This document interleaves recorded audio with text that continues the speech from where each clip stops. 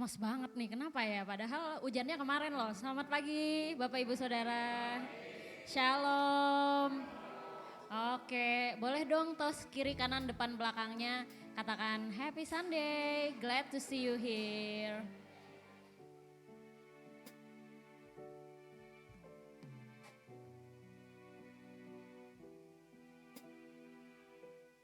Oke. Boleh kita bangkit berdiri bersama, kita akan memasuki saat teduh kita pada hari ini. Kita mau siapkan hati, kita mau siapkan pikiran kita terfokus hanya kepada Tuhan.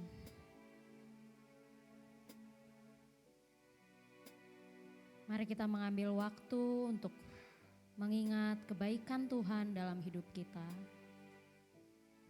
Mari kita mengucap syukur karena betapa Dia sungguh sangat baik dalam kehidupan kita.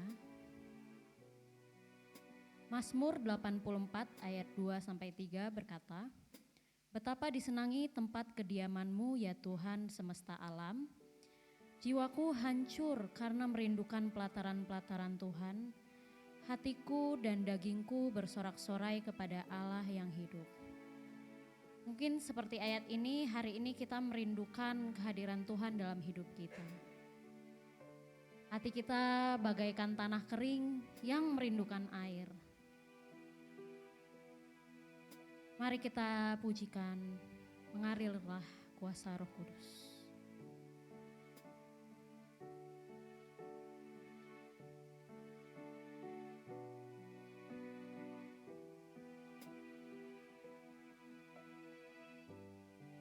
Kita pujikan dengan sepenuh hati kita.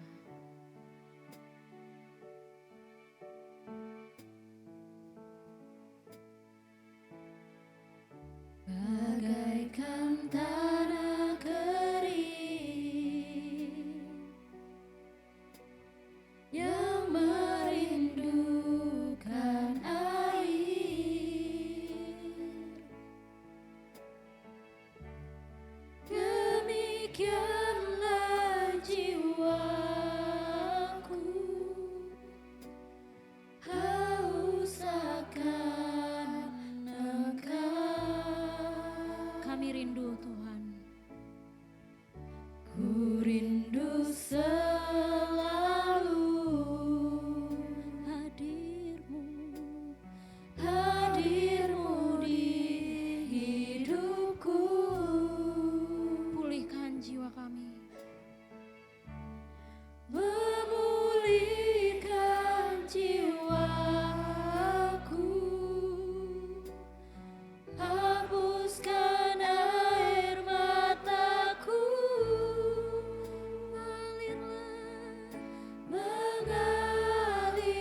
Mengalirlah kuasa Roh Kudus. Mengalirlah di tempat ini. Mengalirlah, oh Roh Kudus, dirikanku. Kita pujikan dari awal.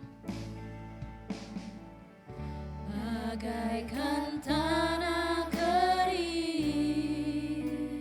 kami rindu Tuhan, yang merindukan air,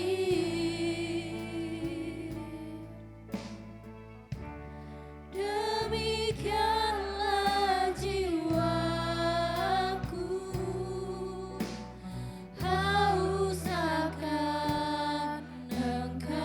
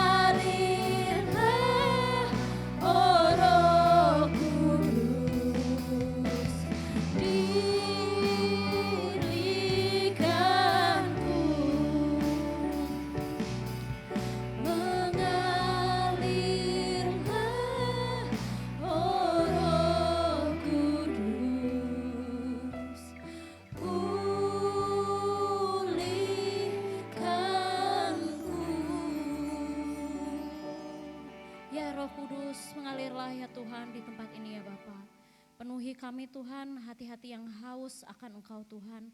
Kami datang Tuhan hari ini dengan beban kami masing-masing, namun kami hari ini Tuhan saat ini ingin menanggalkan semuanya di hadapan Engkau ya Bapa. Hari ini kami ingin terfokus Tuhan, saat ini kami ingin memuji dan memuliakan nama-Mu ya Tuhan.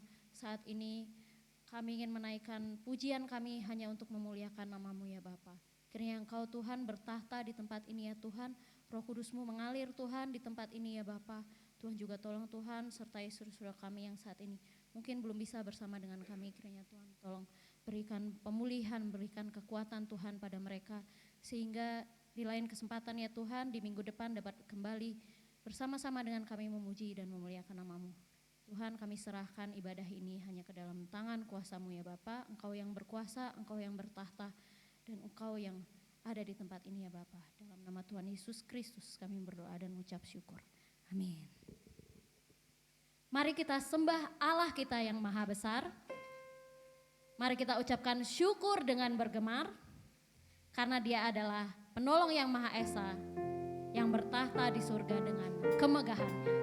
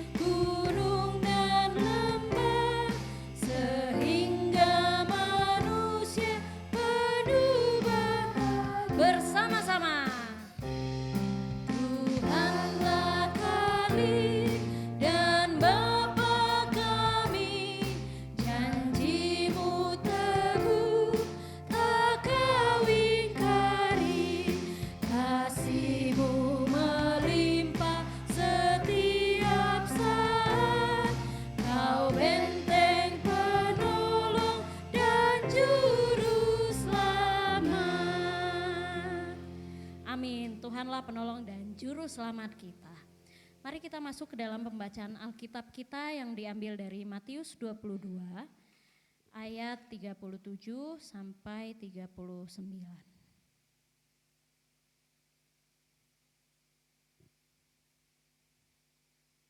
Di Matius 22 ayat 37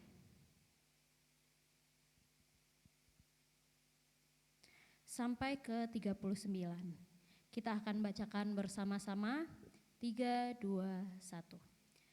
Jawab Yesus kepadanya, "Kasihilah Tuhan Allahmu dengan segenap hatimu dan dengan segenap jiwamu dan dengan segenap akal budimu. Itulah hukum yang terutama dan yang pertama.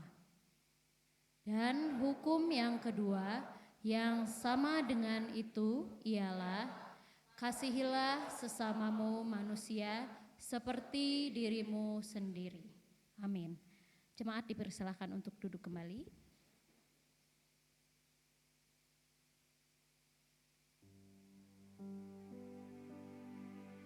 Saudara, waktu saya baca renungan kemarin atau 2 hari lalu gitu, ada satu ayat yang menguatkan saya. Diambil dari Ratapan 3 ayat 25 sampai 26, dibilang bahwa Tuhan adalah baik bagi orang yang berharap kepadanya, bagi jiwa yang mencari Dia. Adalah baik menanti dengan diam pertolongan Tuhan. Waktu saya baca ayat ini, jujur kondisi saya lagi capek banget. Kerjaan saya kebetulan minggu ini lagi padat, terus hari-hari pulang malam, terus berangkat pagi, terus kok kayak kerasanya load kerjaan kok kayak nggak berkurang-berkurang ya, kok nambah terus ya tiap hari ya. Dan kadang saat kita terlalu sibuk itu dunia kita itu terlalu bising. Sampai-sampai kita mungkin gak dengar Tuhan itu mau ngomong apa ya di hidup saya saat ini ya. Dan sering saya berdoa ya setengah ngeluh sih, kayak Tuhan capek banget Tuhan, aduh kenapa sih ini gak kelar-kelar gitu, kayak capek banget gitu. Tapi Tuhan bilang bahwa Tuhan itu baik bagi orang yang berharap kepadanya, bagi jiwa yang mencari Dia. Adalah baik menanti dengan diam pertolongan Tuhan. Jadi kalau kita cari Tuhan dan kita berharap pada Tuhan, Tuhan bilang bahwa Tuhan tuh baik loh. Jadi mungkin saat ini saudara lagi mencari, mana sih Tuhan kok gak ngomong-ngomong ya sama saya ya? Kok belum ada jawabannya ya? Tapi Tuhan ingetin kita bahwa tenang, aku itu baik untuk kamu yang mencari aku, untuk kamu yang berharap kepada aku. Jadi jangan pernah berhenti berharap pada Tuhan.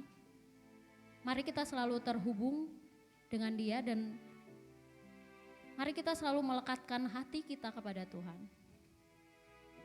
Karena Tuhan yang menggenggam tangan kita dan Dia tidak akan pernah melepaskannya. Kita pujikan terhubung.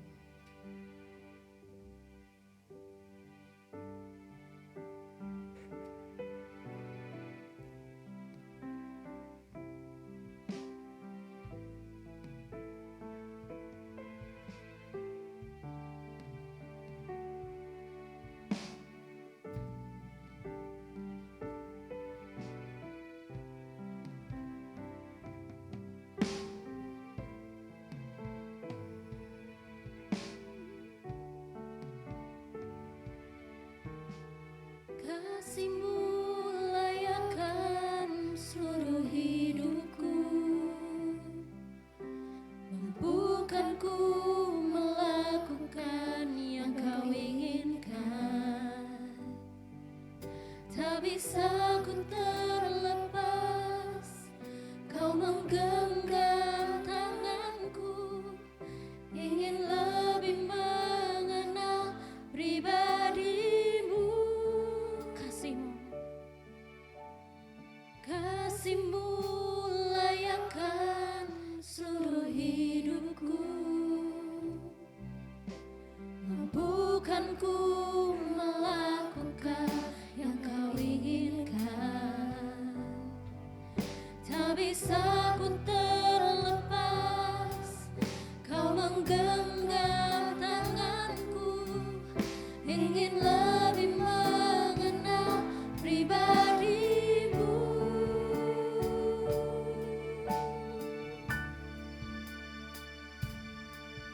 Ku terhubung denganmu, selalu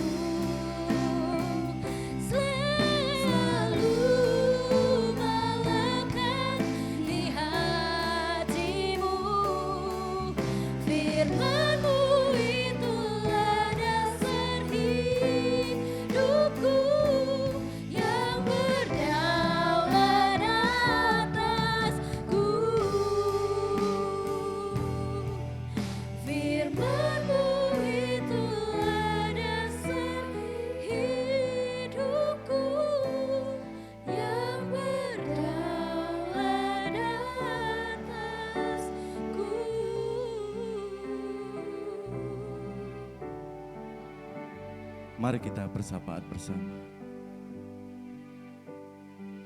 Bapa yang Maha Kasih, kami bersahabat di hadapan Engkau. Kami merendahkan diri di hadapan-Mu Tuhan, untuk terus mohon belas kasihan Engkau. Sehingga dengan bersahabat terus berserah setiap doa-doa kami belajar mengenal pribadi-Mu. Bahwa Engkau sangat baik dan teramat baik. Sehingga kami terus memautkan diri kami di hadapan Engkau. Kami juga mohon ampun Bapa. Mungkin dalam pekan ini banyak perkataan, pikiran, bahkan sikap kami yang gak berkenan kepada Engkau. Pada keluarga kami, saudara kami, teman kami, ampuni Tuhan. Mungkin banyak juga saudara-saudara kami yang belum kami ampuni karena kesalahannya hari ini Tuhan. Dengan segala kerendahan hati juga ampuni mereka. Karena Engkau sudah mengampuni bagi kami. Bapa yang penuh kasih, kami terus serahkan Tuhan saudara-saudara kami yang sedang dalam pemulihan kesehatannya. Melalui terapi kami ingat Bapak Sunario. Kami juga ingat Ibu Budi yang baru operasi kecil di punggungnya. Biarlah Tuhan menjamah saudara-saudara kami, orang tua kami dengan kuat kuasa-Mu. Mungkin ada saudara-saudara kami yang belum sempat kami sebutkan atau ada di antara kami hari ini yang sakit secara fisik. Jamahlah Tuhan. Karena Engkaulah dokter, segala dokter dalam hidup kami. Jamahan-Mu boleh memulihkan, menyehatkan kembali saudara-saudara kami. Kami ingat setiap orang tua kami, mungkin yang rentan, sakit penyakit, karena cuaca. Biarlah Tuhan juga menjamah para senior kami, para orang tua kami. Berkatilah Tuhan, baik Pendeta Muniung, baik Bapak Ibu Diakon, baik sesepuh-sesepuh gereja, berkati mereka Tuhan. Sehingga dengan kesehatan yang cukup, mereka terus bisa Engkau pakai melayani Engkau. Lebih rohnya terus mendoakan anak-anaknya, cucunya. Karena dengan doa orang-orang di sekitar kami semakin kuat berdiri bersama. Kami juga menyerahkan setiap kaum muda Tuhan dengan setiap pergumulannya. Tuhan menjamah hati pikiran anak-anak kami, remaja pemuda. Kami sebagai orang tua terbatas mengetahui setiap pergumulannya. Karena itu Tuhan, apapun keputusan-keputusan yang Ia ambil, belajar takut akan Engkau. Karena kami meyakini setiap firman-Mu yang kami imani. Tatkala anak-anak kami pemuda remaja di dalam pergumulannya, mereka bersandar, mereka selalu berserah kepadamu. Karena dengan firman-Mu Tuhan, mereka bisa Engkau celikkan, Engkau terangi, sehingga keputusan-keputusannya betul-betul menyenangkan hati Tuhan. Baik pergumulan pekerjaan, teman hidup, pelayanan, apapun itu di tengah-tengah keluarganya, Tuhan memampukan mereka. Kami serahkan Tuhan untuk gabungan Gereja Baptis dengan segala tantangan dan pergumulannya sekarang ini. Berkatilah Tuhan, baik Badan Pengurus Nasional maupun Bamusnas, Badan Musyawarah Nasional, baik YBI, YRSBI, berkatilah Tuhan, pengurus-pengurus dari tingkat daerah maupun nasional. Program-program yang Ia siapkan semakin membawa kemajuan Injil di negeri ini. Kami umat baptis saling mendoakan, saling bergandengan tangan. Meskipun tantangan hari ini dan esok tidak mudah, tapi dengan doa bersama Tuhan, mereka dan kami semakin kuat di dalam-Mu. Pada akhirnya Tuhan, kami ingat akan pemerintahan kami. Dengan segala kebijakan sekarang ini, Tuhan memimpinnya. Dan kami harus mendoakannya. Karena di mana kami berada, negeri kami, bangsa kami, kota kami, firman-Mu selalu mengingatkan kami, doakanlah di mana kamu tinggal. Karena kesejahteraan kota itu juga kesejahteraan Kau. Meskipun kadang kurang berpihak bagi kami. Tapi firman-Mu itu Tuhan yang kami imani. Untuk kami tiada henti-hentinya mendoakan bangsa dan negara kami, kota-kota kami maupun pemimpin-pemimpin kami. Biarlah kami belajar dengan iman, melihat negeri kami, kota kami esok. Sehingga anak-anak kami, cucu kami menikmati kemuliaan Tuhan di negeri ini. Kami sandarkan rasa syukur dan doa ini di dalam Putra-Mu Yesus Kristus, sumber berkat dan pertolongan hidup kami. Amin.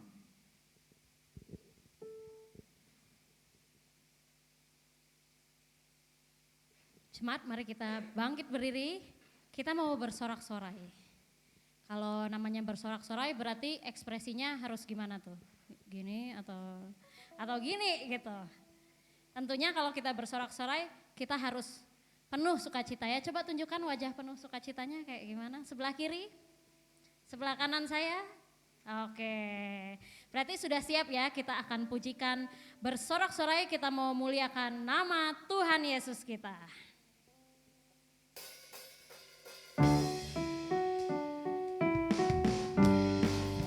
Boleh kita bertepuk tangan?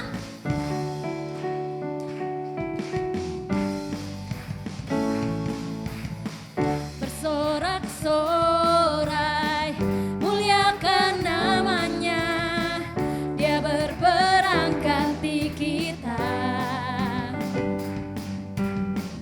Bertepuk tangan, muliakan namanya, Dia selamatkan jiwa kita.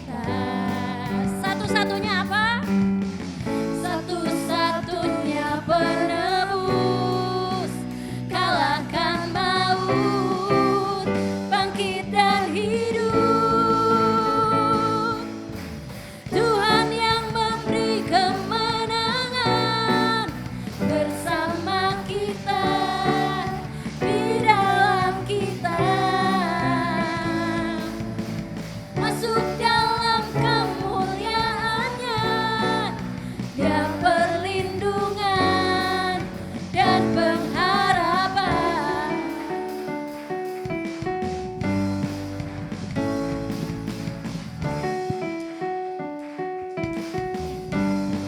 Mari kita bersorak-sorai lagi. Bersorak-sorai, muliakan namanya, Dia berperang ganti kita. Bertepuk tangan, muliakan namanya, Dia selamatkan jiwa kita. Satu-satunya. Satu-satunya penebus, kalahkan maut, bangkit dan hidup.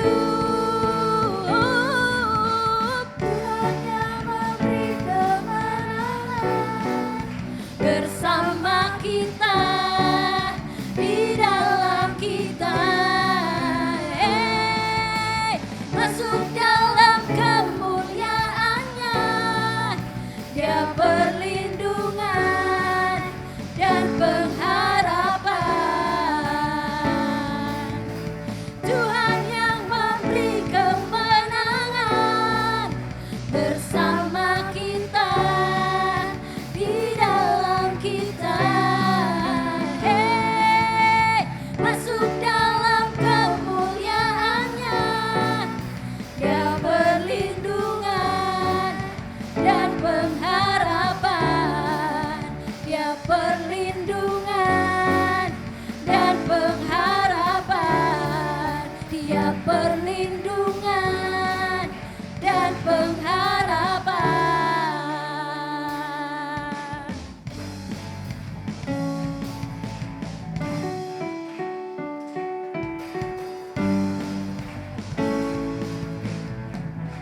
Puji Tuhan. Jemaat Jemaat dipersilakan untuk duduk kembali. Kita akan masuk ke dalam saat persembahan dan persepuluhan.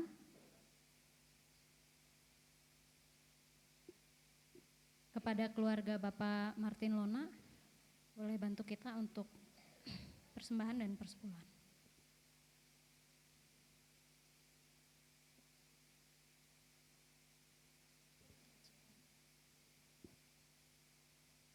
Mari kita berdoa.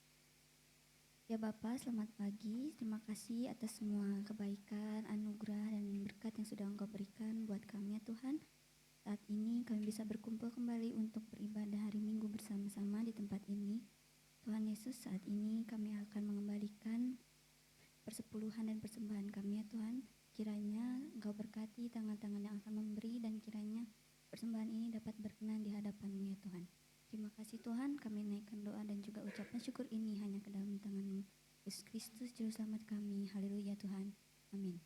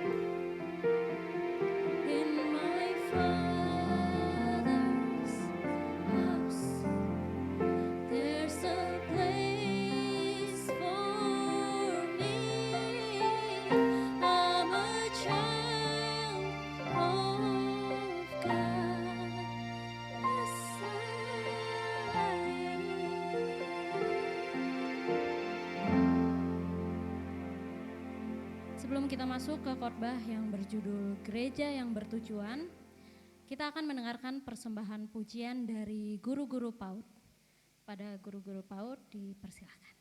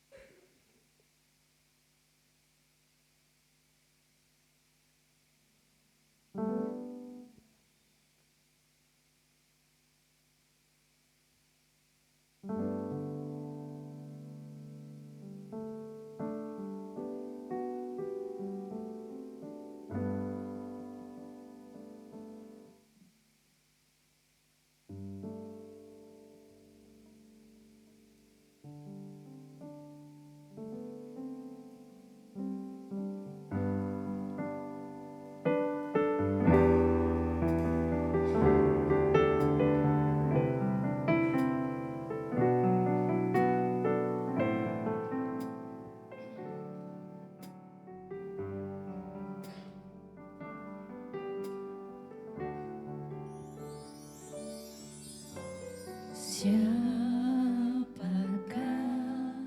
aku di hadapan-Mu Tuhan, Kau curahkan cinta-Mu.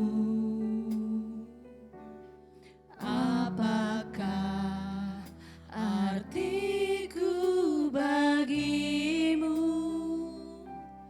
Cinta-Mu setia selalu.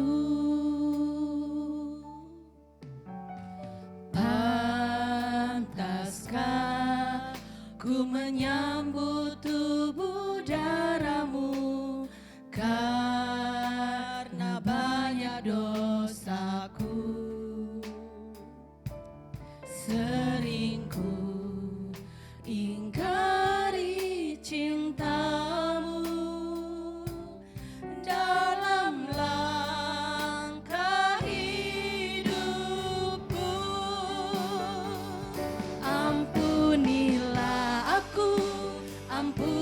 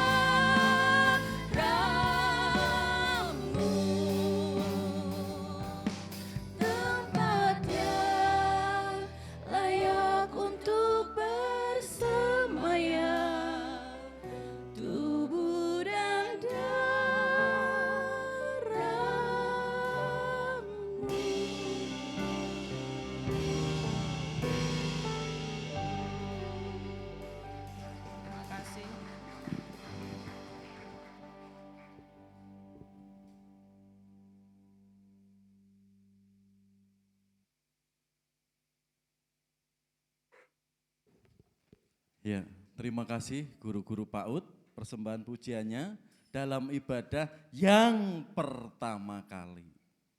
Ya, sebelumnya belum pernah ya mereka masuk grup BBI, PKMB tua ya, ya WBI muda ya. Ya, terima kasih. Ya.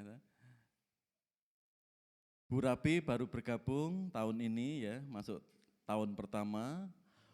Bu Sulase sudah tahun kedua. Gitu ya. Terima kasih ya. Mereka semua gereja tidak mengumumkan siapa yang mau jadi guru PAUD, gajinya sekian. Enggak ada ya. Kita enggak pernah umumkan seperti itu. Tapi apa? Ada kerinduan. Ya. Bu Sulase, info dari Bu Wardoyo, ya. Bu Resti dulu, info dari Bu Sagio, lalu saya dan istri memfull up-nya. Ya. Sampai bertahan hari ini seperti tadi, karena kasih kepada saudara kita, karena kita sudah dikasih Tuhan Yesus ya, sehingga bisa bertahan sampai hari ini. Terima kasih ya untuk perjuangan guru-guru PAUD sampai detik ini. Ya, hari ini kita akan belajar gereja yang bertujuan. Seperti apa? Ya, gereja yang bertujuan. Gereja kita bertujuan enggak? Tujuannya berdasarkan apa?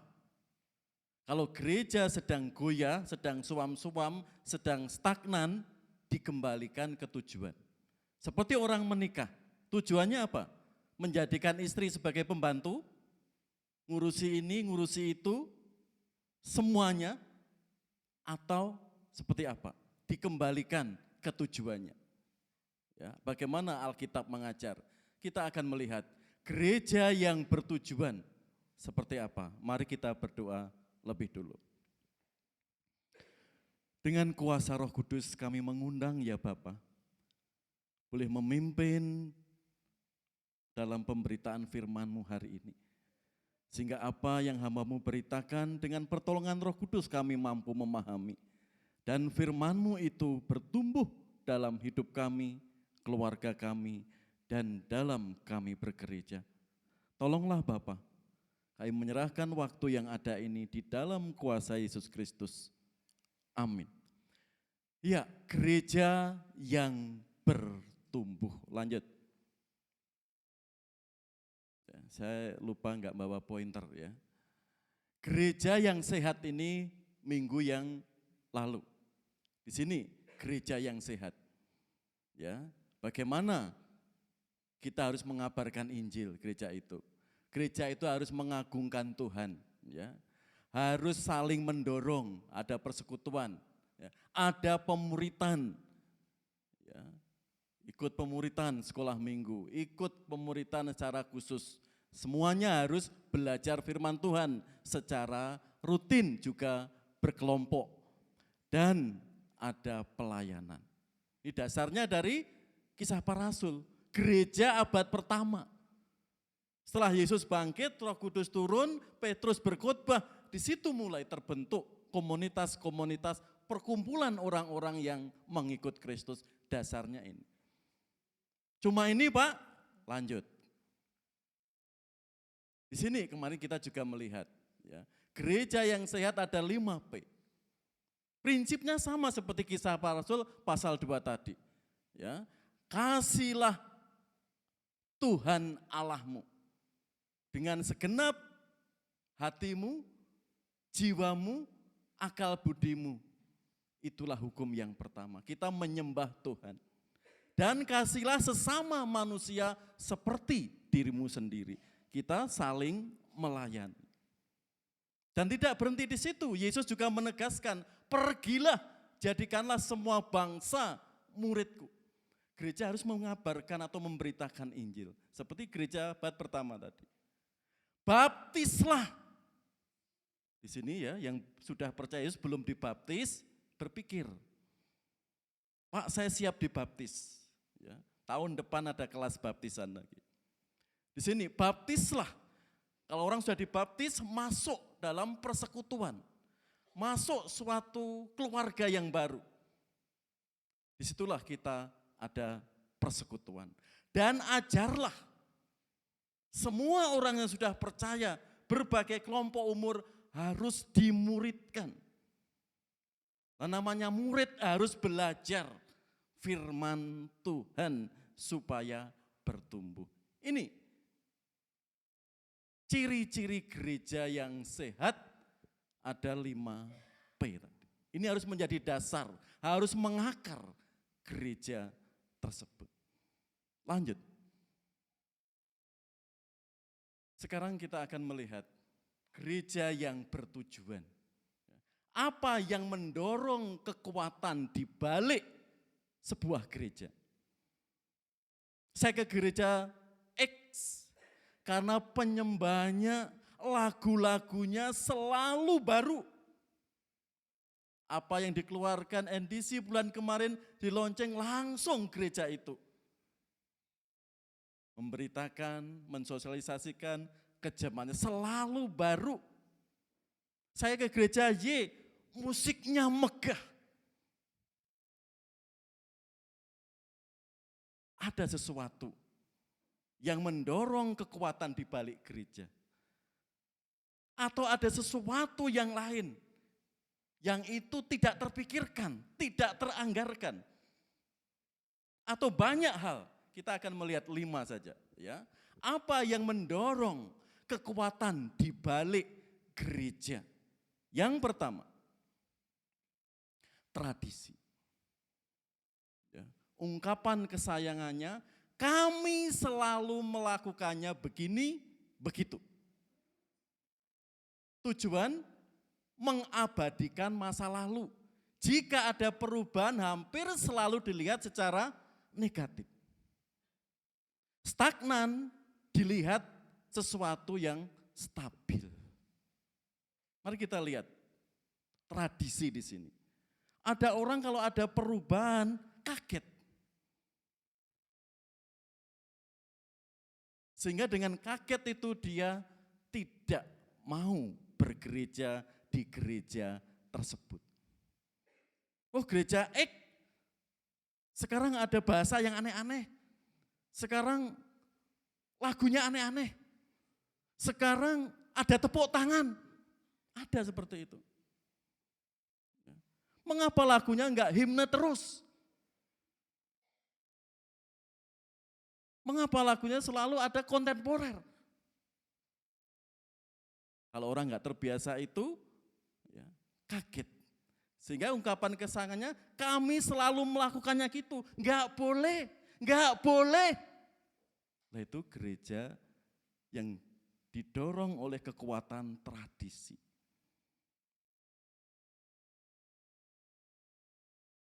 Mungkin juga bahasanya Jawa, aku harus berbaur ke gereja yang berbahasa Jawa. Aku harus berbaur ke gereja yang orang Sunda. Karena tradisi. Karena nenek moyangnya ya di gereja itu. Ada orang-orang seperti, apakah salah Pak? Kesalahannya di mana? Mungkin Bapak Ibu berpikir bertanya seperti itu. Nanti kita lihat. Kelemahannya seperti apa? Nanti kita lihat. Kalau gereja tidak mau berubah, didorong tradisi, ada perubahan sedikit kaget dan kaget, gereja itu akan tertinggal dan menjadi museum. Yang kedua, gereja yang didorong oleh kepribadian seorang leader, seorang pemimpin. Apa yang dikatakan? Pertanyaannya, yang paling penting apa yang diinginkan pemimpin?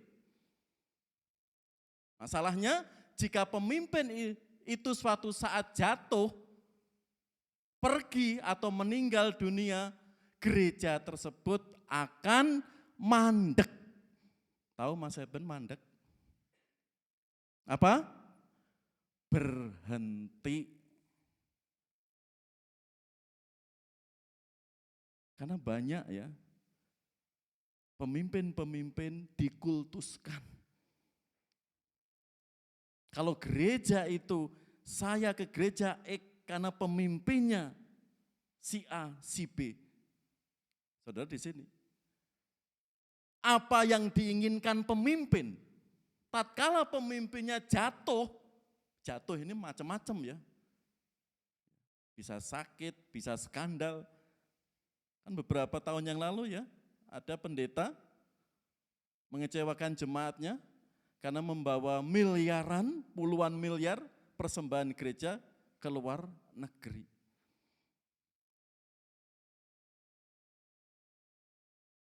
Kalau gereja didorong oleh kekuatan pemimpin saudara, dampaknya orang itu akan kecewa. Saya ke gereja karena tiap minggu ada artis. Bahkan artisnya idola saya. Apakah salah? Enggak. Tapi kalau ke gereja itu karena ada artisnya di situ, dia ingin ketemu siapa? Tuhan Yesus apa artis? Artisnya, hatinya ke dia. Tatkala artisnya itu mengecewakan, apa? Dia sudah kecewa dan kecewa, akhirnya juga kecewa kepada gereja itu dan bisa juga Yesus diikut sertakan. Kalau pemimpinnya korupsi. Yang ketiga, ada gereja yang dikendalikan oleh kekuatan uang. Pertanyaannya yang paling penting adalah berapa biaya yang dibutuhkan. Perdebatan yang sengit adalah saat penetapan anggaran belanja. Dan tujuan mendasar gereja bukan berapa banyak uang yang kita tabung, tetapi siapa yang sudah diselamatkan. Uang sangat penting. Dalam pelayanan, dalam persekutuan, dalam penginjilan, uang sangat penting.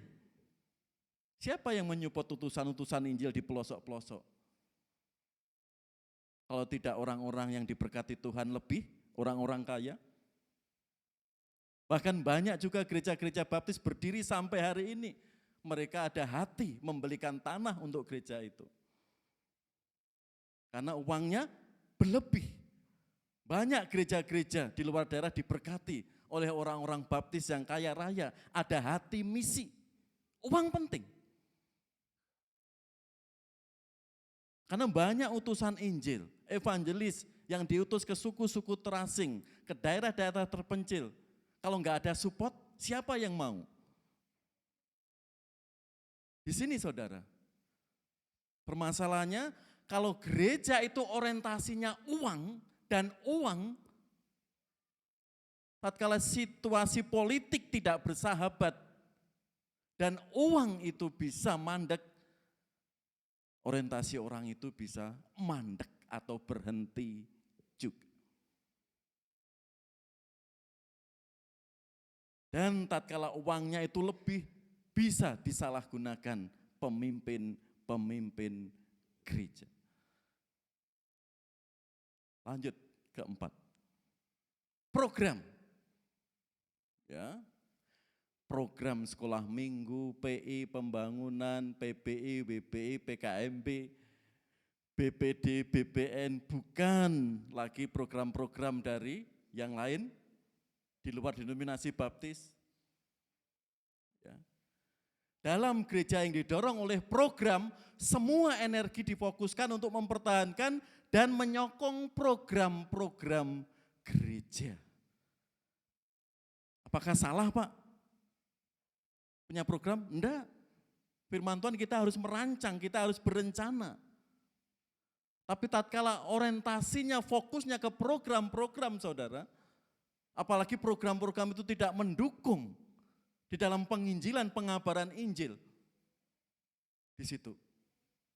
Ya, program hanya tinggal program. Tatkala programnya sudah selesai, dia selesai. Karena orientasinya program. Dan program itu. Padahal enggak salah program itu. Yang terakhir. Peristiwa-peristiwa Ya, kegiatan-kegiatan di dalam gereja maupun di luar gereja, kesannya adalah bahwa membuat jemaat tetap sibuk. Gereja yang didorong oleh peristiwa, jumlah kehadiran menjadi ukuran utama. Peristiwa-peristiwa di sini. Kalender gereja, belum juga kalender pemerintah. Kartini ada acara gereja. November, 10 November ada Hari Pahlawan dirayakan. 17 Agustus dirayakan. Hari Sumpah Muda dirayakan. Dan kalau merayakan tentunya juga butuh anggaran. Dan belum program-program atau peristiwa-peristiwa di dalam gereja. Kalau orientasinya ke sini disebut gereja itu, jemaat itu dibuat sibuk. Dan ukurannya apa? Akhirnya adalah kehadiran. Bukan pertumbuhan, bukan kekuatan. Di sini saudara, peristiwa itu juga mempengaruhi. Misalkan ini ulang tahun gereja, kita mengundang Judika di kita. Amin Bapak Ibu? Amin Bu Dame ya. Ya, kita bisa mengundang artis berapa puluh juta Pak Mista? Kalau sekali Judika, Bu Rina berapa? Mungkin sekali tampil bisa 50 juta. Tapi kalau sesama baptis, ya separuh lah harganya. Ya toh, 25 juta. Dan itu pun sudah di booking lama, bayangkan. Apakah salah? Enggak. Ya. Tapi kalau ukurannya kemegahan sesaat saudara, kesibukan sesaat, gimana? Kan hanya kesibukan dan kesibukan. Terlebih membuang anggaran yang cukup besar. Di sini padahal banyak perkara. Banyak orang kekuatan suatu gereja didorong oleh kemegahan gereja itu. Oh gereja itu sangat megah. Bicara aja yang suara fales bisa suaranya itu menggema bagus. Kemegahan gereja. Kalau orang didorong seperti itu nanti seperti gereja-gereja megah di Eropa yang sudah menjadi gereja mirip museum. Banyak yang datang ke gereja itu apa? Orang-orang yang sudah lanjut usia. Bahkan sudah berganti, dulu gereja sekarang masjid. Itu di Eropa. Mari saudara kita lihat. Lanjut.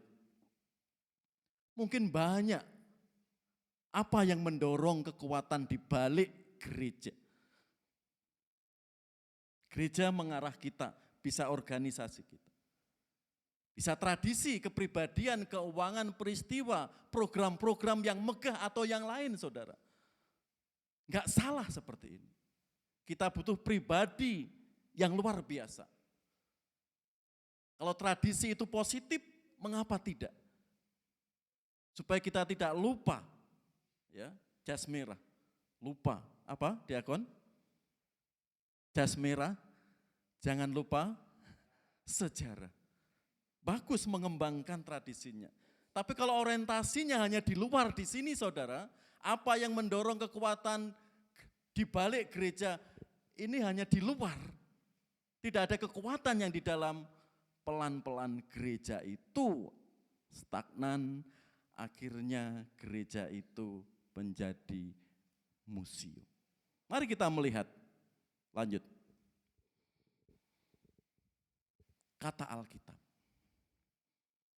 Banyaklah rancangan di hati manusia, tetapi keputusan Tuhanlah yang terlaksana. Keputusan Tuhan, hukum-hukum Tuhan sudah diwahyukan dalam firman Tuhan. Dan itu harus menjadi landasan dasar kehidupan orang percaya bergereja yang memiliki tujuan. Alkitab menyatakan, bila tidak ada wahyu, menjadi liarlah rakyat. Berbahagialah orang yang berpegang pada hukum. Ingat, bila tidak ada wahyu, menjadi liarlah rakyat. Jika Anda ada tujuan, nggak ada visi, baik dalam keluarga atau pribadi maupun sebuah gereja, saudara, orang itu nggak punya pegangan, nggak ada arah. Karena itu, mari kita lihat seperti apa gereja kita. Visinya di sini, meninggikan Kristus. Kita menyembah Kristus, mengagungkan Kristus. Dasarnya apa? Kasihlah Tuhan Allahmu dengan segenap jiwamu, dengan segenap hatimu, dengan segenap kekuatan. Kita menyembah Tuhan, mengagungkan Tuhan. Bersorak-sorai. Tadi MC-nya, WL-nya sudah mengajak, yuk senyum. Kalau di depan ini senyum, di situ juga senyum. Kanan kiri dijabri, yuk semangat, dan mengajak semangat. Kita menyembah Tuhan dengan penuh energi. Ya, nggak hanya lari aja Pak Wiyoto ya yang penuh energi, tapi juga menyembah Tuhan. Bagaimana mimik wajah kita, mata kita. Ada yang nyanyi matanya kosong. Langsung dicorek kalau ikut lomba nyanyi. Nggak bisa mengekspresikan pujian itu.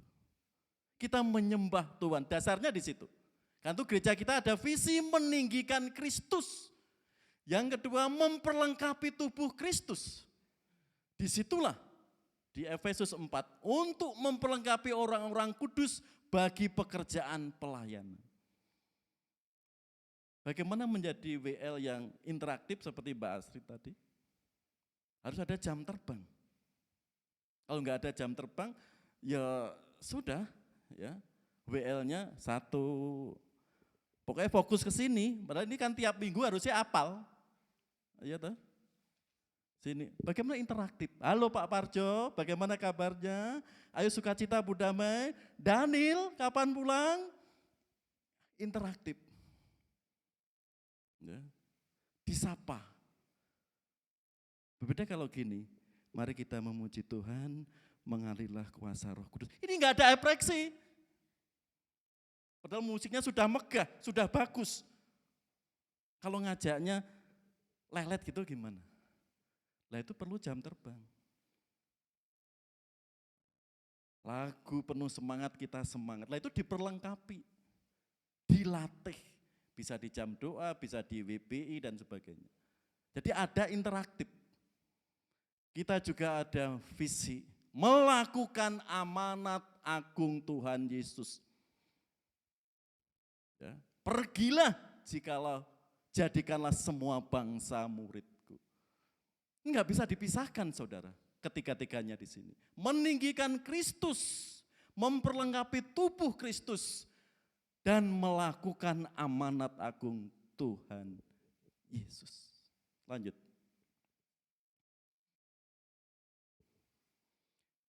Visi yang jelas, tiga tadi, ya, meninggikan Kristus, memperlengkapi tubuh Kristus, melakukan amanat agung Tuhan Yesus.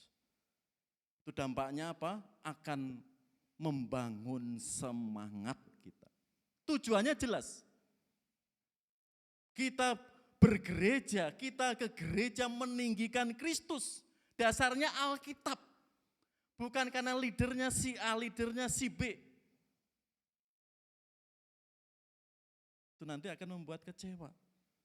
Jelas. Ya. Mengurangi frustasi. Karena arahnya jelas. Tahun ini programnya beli apa? Oh beli piano, jelas. Ya. Karena sudah harganya berapa? Jelas. Kan menolong. Ya. Membantu kita konsentrasi. Karena sudah ada program-program yang dipaparkan. Dan semua jemaat kan membaca, jelas. Menarik kerjasama. Oh kita akan membuka pos penginjilan di daerah Y. Yuk kita tiap minggu keempat ada persembahan misi. Jelas. menolong evaluasi. Kalau sudah program jelas, menarik kerjasama, evaluasi setiap mungkin triwulan, tiap akhir tahun. Yang kurang apa? Ini saudara, visi kita meninggikan Kristus, memperlengkapi tubuh Kristus, melakukan amanat agung Tuhan Yesus. Karena bila tidak ada wahyu, menjadi liarlah rakyat. Berbagailah orang yang berperang, berpegang maksudnya pada hukum. Berbahagialah orang yang berpegang pada hukum. Visi kita dilandaskan tadi. Perintah agung Yesus Kristus. Apa yang mendorong kekuatan di balik sebuah gereja? Harus ada visi yang jelas dan didasarkan pada hukum atau firman Tuhan yang jelas. Lanjut. Di sini tadi. Bila ini kita mengakar dan hafal. Dan moto kita juga sudah jelas ya, di buletin tertulis di situ. Apa yang kamu katakan, apa yang kamu ucapkan, apa yang kamu lakukan, landasilah dengan apa? Semua yang dikatakan dalam firman Tuhan. Kolose 3:17. Lanjut. Ini ada penelitian saudara. Ya. Ini saya kutip di buku Rick Warren. Ya. Ini pendeta baptis beberapa tahun yang lalu sangat populer. Namanya Win An. Seorang konsultan gereja. Bayangkan kalau sudah ada negara maju aja, ada konsultan. Ya. Pertanyaan untuk jemaat, itu Win An ya. Pertanyaan untuk jemaat seperti itu, bisa lihat ya Bapak Ibu ya. Pertanyaannya, apakah tujuan gereja? Ya, bisa melihat Bapak Ibu. Jemaat menjawab tujuan gereja seperti itu. Memenuhi kebutuhan saya. Menolong, melatih, melengkapi apa yang saya butuhkan. Baik itu dari kelahiran, kematian, pernikahan, pembaptisan, dan semuanya. Itu tatkala ditanya ke jemaat, tapi tatkala kebutuhan yang lain itu cuma 11%. Bersaksi, bayangkan, kan jomplang di situ. Ya, separuh aja tidak nyampe. Jadi di sini konsultan di sini survei 1.000 orang Kristen. Untuk jemaat di sini, tujuan gereja memenuhi kebutuhan saya untuk bersaksi 11%. Berikutnya, pertanyaan yang kedua ditujukan para pendeta atau gembala sidang atau evangelis. Ya. Pertanyaannya sama, tapi objeknya berbeda. Apakah tujuan gereja? Berbalik. Bedanya cuma 1% ya. Untuk jemaat tadi yang merah. Tapi untuk pendeta, tujuan gereja 90% menjawab bersaksi. Di sini tantangan gereja. Bersaksi itu bukan tugas pemimpin gereja saja. Yesus memerintahkan bukan untuk rasul saja. Semua orang percaya. By data di sini. Ternyata banyak orang Kristen belum memahami makna tujuan mengikut Kristus. Keselamatan masih disimpan terus. Enggak pernah diberitakan. Enggak pernah dikabarkan. Keselamatan itu untuk dirinya. Mungkin bisa ketakutan atau enggak tahu.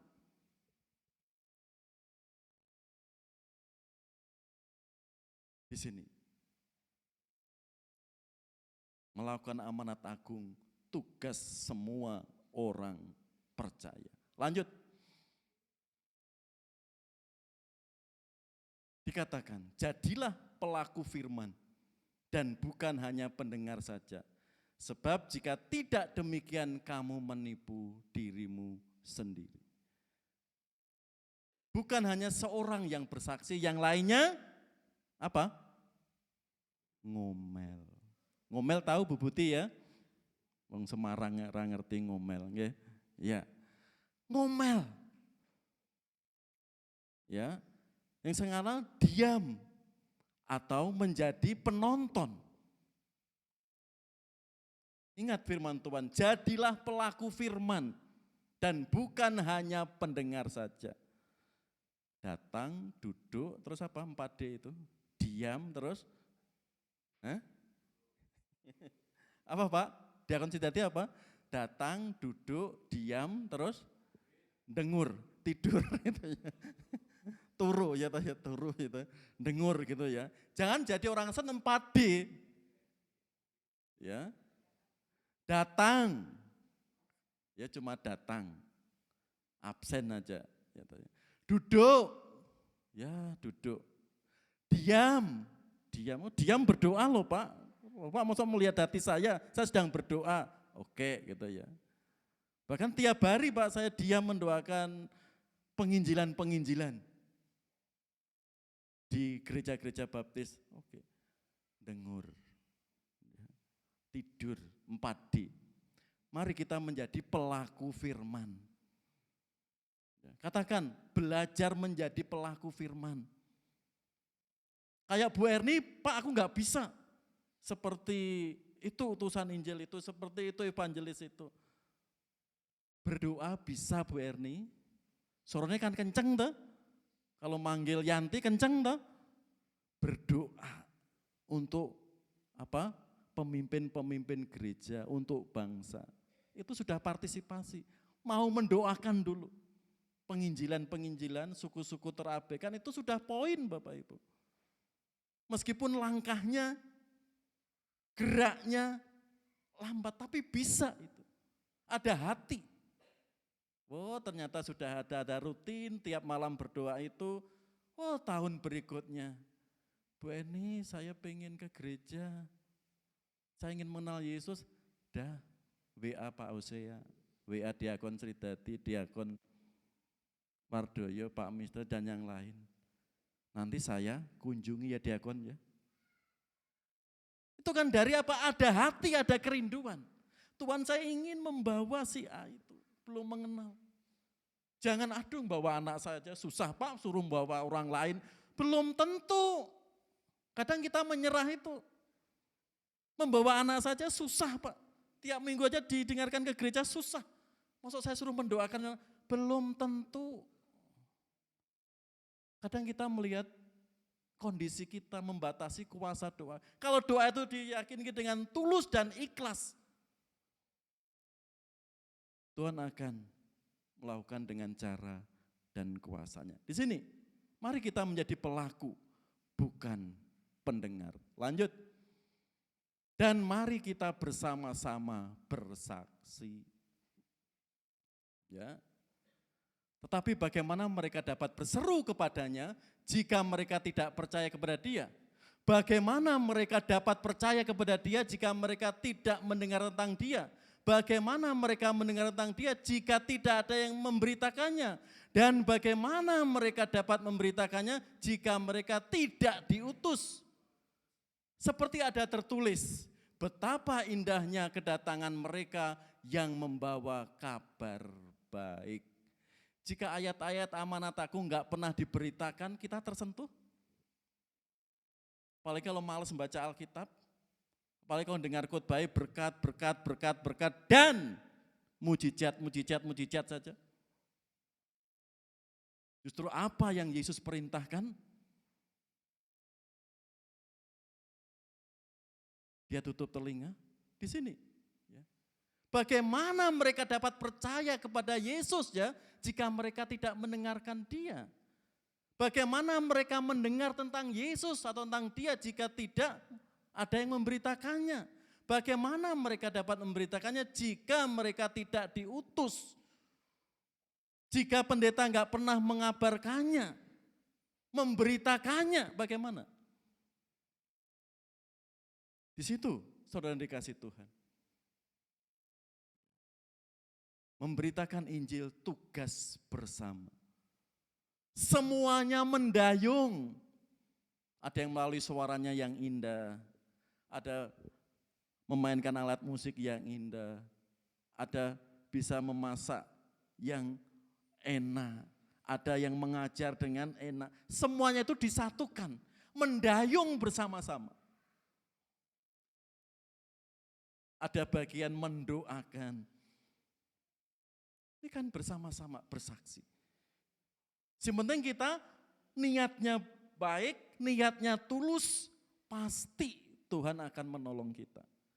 Kalau enggak ada niat saudara, padahal ini orang perlu ditolong loh ya. Yesus perlu diberitakan kepada teman kita, tapi kita takut gimana?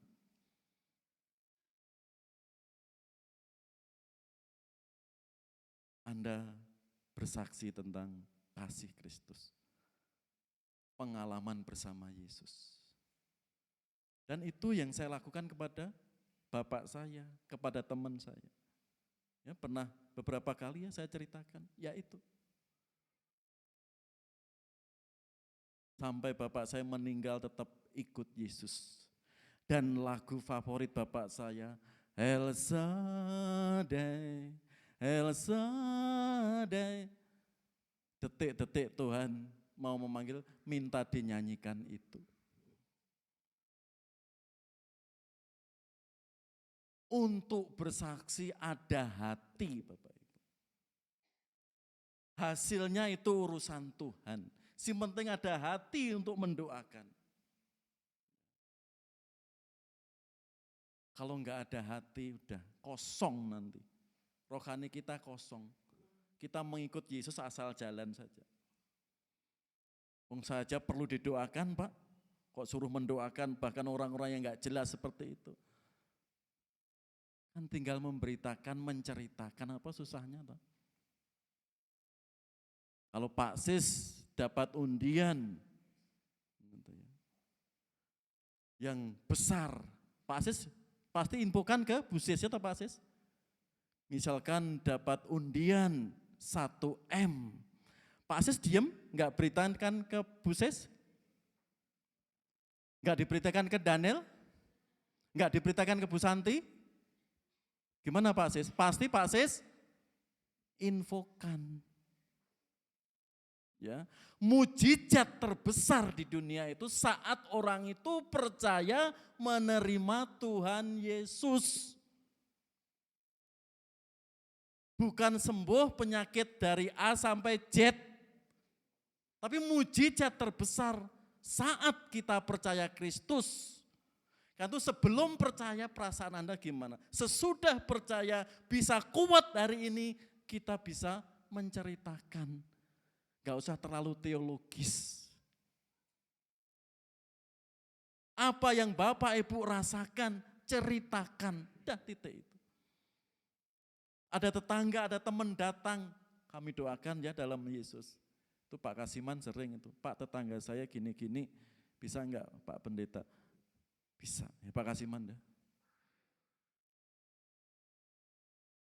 Kan mendoakan, menceritakan. Masalah percaya itu urusan yang lain. Mari saudara, kita bergandengan tangan memberitakan Injil, tugas kita. Jika tidak ada siapa, dan kita yang diutus oleh Tuhan. Lanjut. Mari, saya mengundang tim musik ke depan. Silakan. Ya, kita memuji pujian ini. Tuhan, ini tugas kami. Ya. Berikan pada kami hati yang mengasihi. Jiwa-jiwa yang belum mengenal kasih-Mu Bapa. Mereka yang dalam gelap, mereka yang tersesat. Mari kita punya hati yang iba. Seperti hati Tuhan kita Yesus Kristus. Mari kita minta keberanian kepada Dia. karena kita sudah menerima berkat keselamatan itu. Kita pujikan dengan sepenuh hati kita. Tuhan, ini tugas kami.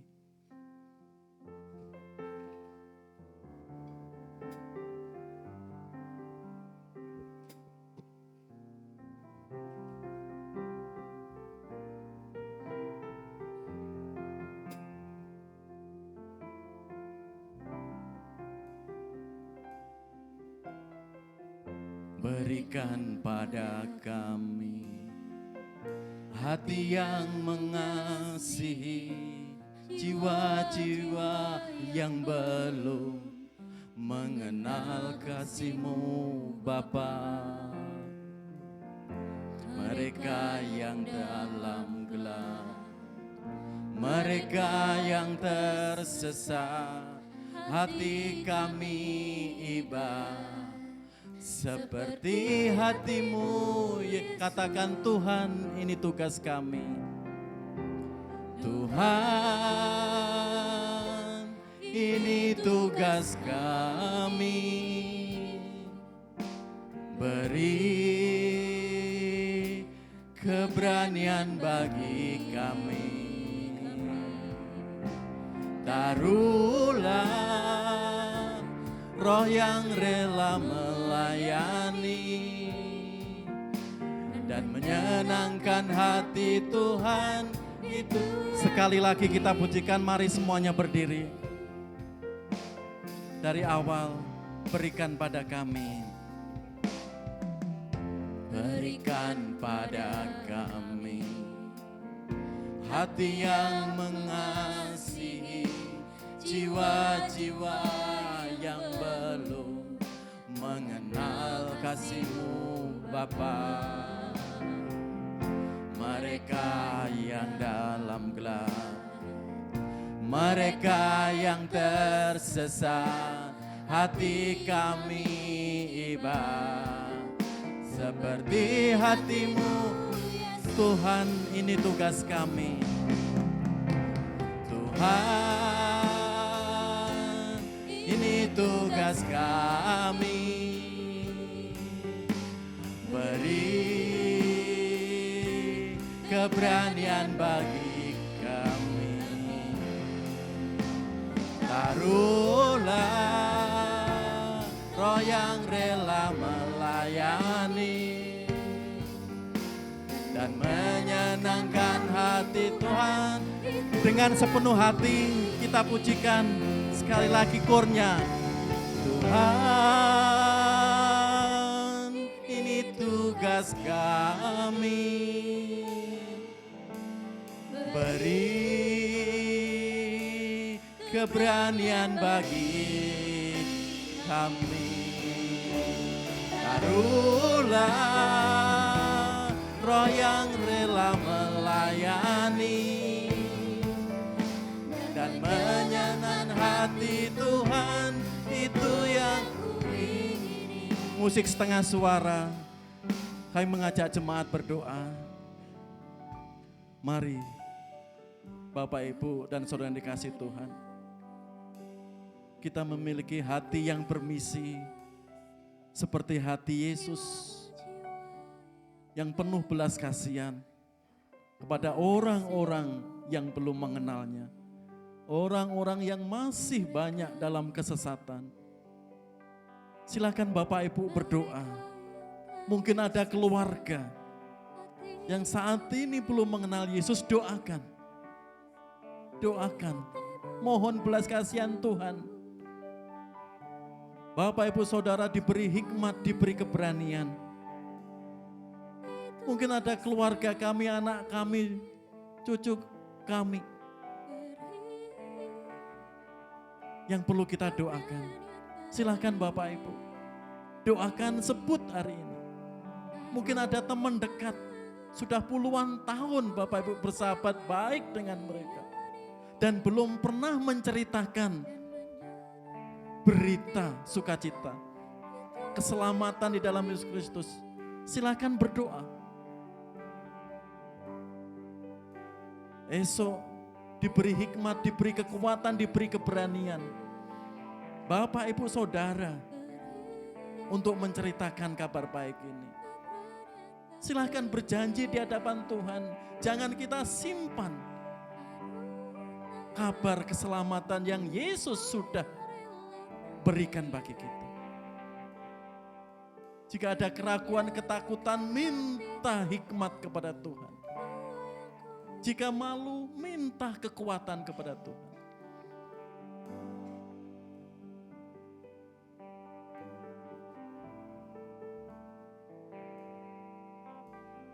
Jemaat yang dikasihi Tuhan, mungkin dalam minggu ini banyak beban, banyak pergumulan. Mari minta pertolongan Tuhan Yesus. Bahwa kita datang sekarang ini mencari Yesus sebagai sumber pertolongan, sumber sandaran, dan sumber berkat kita. Sebut Yesus, minta kekuatan, minta hikmat. Sehingga selepas ibadah dan pulang diberi hikmat, sukacita, kekuatan. Karena seperti firman Tuhan, berbahagialah setiap orang yang bertahan dalam pencobaan, dalam ujian. Karena Tuhan akan memberikan berkat-berkat di balik semuanya itu. Ini Tuhan kami jemaat-Mu. Ini Tuhan kami umat-Mu. Kami menaruh hati kami, harapan kami ke tangan kuasa-Mu Tuhan. Karena Engkau Allah yang tidak pernah mengecewakan kami. Allah yang selalu menunggu kami untuk datang dan berserah kepada-Mu. Biarlah Tuhan ada sukacita, ada kekuatan, ada pemulihan di tengah-tengah hidup kami. Dan semua kabar keselamatan yang Tuhan sudah izinkan anugerahkan bagi kami.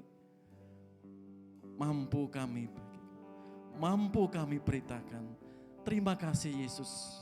Mari kita aminkan dengan rapnya pujian. Tuhan, ini tugas kami. Katakan dengan sepenuh hati kita. Tuhan, ini tugas kami. Beri keberanian bagi kami. Taruhlah roh yang rela melayani dan menyenangkan hati Tuhan. Itu Katakan, dan menyenangkan hati Tuhan. dan menyenangkan hati Tuhan itu. Sekali lagi dengan sepenuh hati, dan menyenangkan hati Tuhan. Dan menyenangkan hati Tuhan itu yang ku ingini. Amin. Silakan duduk kembali, jemaat yang dikasihi Tuhan. Sebelum doa berkat, ada beberapa pengumuman yang perlu menjadi perhatian bagi kita. Persekutuan doa tiap Rabu, Bapak Ibu, 22 Oktober, jam 7 sampai jam 8 malam, firman Tuhan akan dilayani Bapak Mr. Yuwono. Lanjut, petugas ibadah Minggu 26 Oktober bisa dilihat, sehingga semuanya siap untuk melayani ibadah minggu depan. Untuk sementara latihan tetap jam 6 hari Sabtu. Lanjut. Selamat ulang tahun, 20 Oktober, adik Haniel Evander Alpa Moniung. Ini cucu cicit ya, Pak Moniung, anaknya Pak Christopher. Ya. Beberapa bulan enggak ibadah, ya, karena sedang hamil muda. Ya, di situ. 20 Oktober 2025, adik Timothy Jaiwan Sidaputar. Timothy mana? Tuhan berkati ya, sehat juga diberkati sekolahnya. Ya Timothy ya. Ya. Berikutnya 25 Oktober Bapak Sakius Wiyoto. Pak Wiyoto, Tuhan berkati Pak, berkati keluarga, pekerjaan juga pelayanannya. Lanjut. Sekolah minggu gabungan minggu depan 26 Oktober ya. Kelas Indria sampai Tunas Muda dilayani guru-guru Pratama. Kelas remaja sampai dewasa dilayani Diakon Sridati. Jadi minggu depan sekolah minggu gabungan. Ada lagi? Ya. PKMB, PKRB silahkan setelah ibadah ini jam setengah 12 sampai jam 1 ada fellowship ya. Yang dipimpin Mas Princia dan Mas Rahmat untuk membangun, ya, membekali bahasa Inggris yang baik. Sekali lagi, Bapak Ibu dorong kaum muda remajanya ya bisa bergabung, ya gratis. Ya, silakan ya. Mungkin minggu ini mulai dibagi kelas karena sudah 3 kali diobservasi. Mana yang kelas A, mana kelas B, ya Mas Prin, ya. Sehingga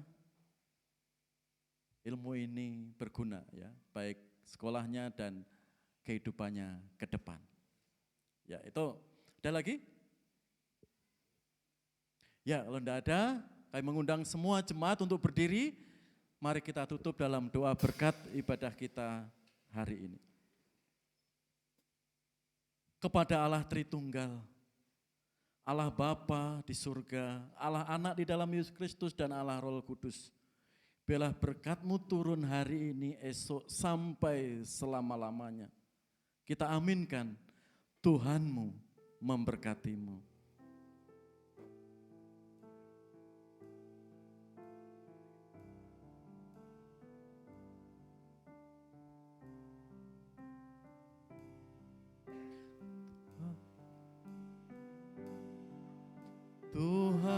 Tuhanmu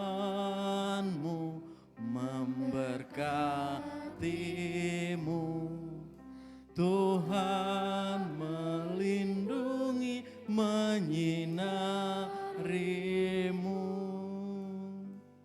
memberi kasih karunia, Tuhan melinarimu dengan wajahnya, memberikan si karunia, karunia, damai sejahtera diberi Tuhanmu.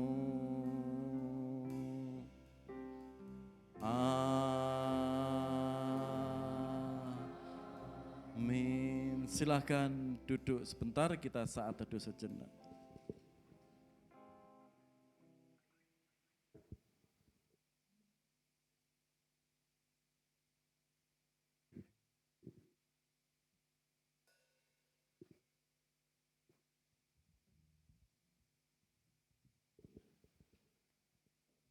Baik, demikian ibadah hari Minggu kita.